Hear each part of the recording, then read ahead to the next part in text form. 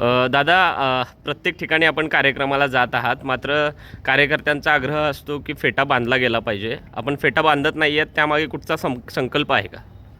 काल या ठिकाणी मोहोळ तालुक्यातील कार्यकर्त्यांनी त्यांच्या भावना व्यक्त केल्या आणि त्यांच्यासमोर बोलत असताना आदरणीय मराठा समाजातील सर्व कार्यकर्त्यांनी मला प्रश्न काही विचारले, त्यांचं उत्तर मी दिलं.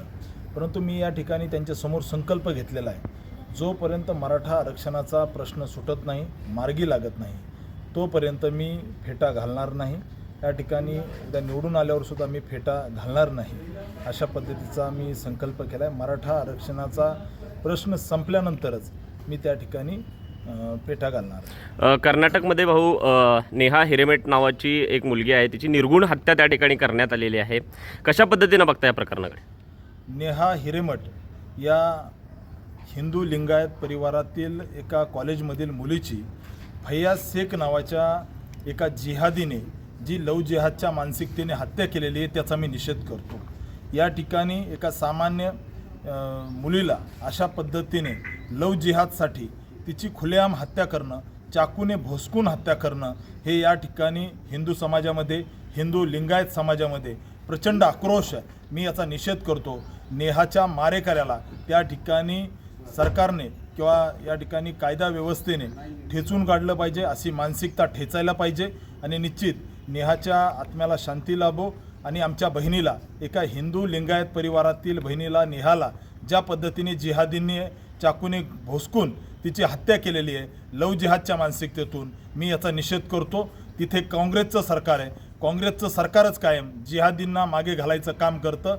या असणाऱ्या फैयाज शेखला, जो नेहाचा मारेकरी आहे, त्याला तात्काळ त्या ठिकाणी शासन झालं पाहिजे, फाशीवर लटकवलं पाहिजे, ही मी मागणी करतो. या ठिकाणी MIMनं उमेदवार दिलेला नाही आहे, कशा पद्धतीनं बघता? कारण मागच्या काही दिवसापासून चर्चा सुरू होती की MIM उमेदवार देणार, मात्र उमेदवार देणार नाही, अशा पद्धतीची भूमिका MIMनं घेतलेली आहे.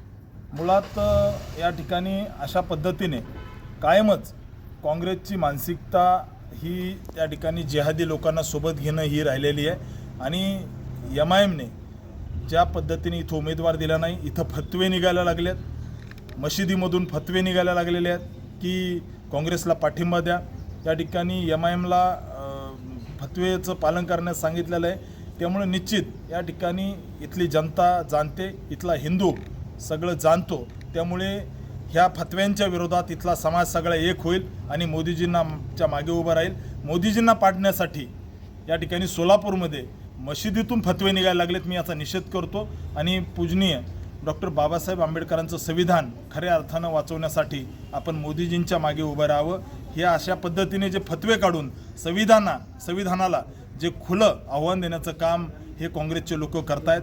मशिदीमधून फतवे निघतायत मोदीजींना हरवण्यासाठी. या सोलापूरमध्ये त्या ठिकाणी वेगवेगळे लोक फिरतायत, याचा मी निषेध करतो. मौलवी फिरतायत की मोदीजींना हरवायचे म्हणून फतवे निघायला लागलेत. वेगवेगळे उर्दूचे पत्रक घराघरात जायला लागलेत. त्यामुळे मी या सगळ्या गोष्टीचा निषेध करतो. अक्कलकोटमध्ये अतिवृष्टी झालेली आहे आणि काही भागामध्ये दक्षिणच्या देखील अतिवृष्टी झालेली आहे, काय मागणी असणार आहे?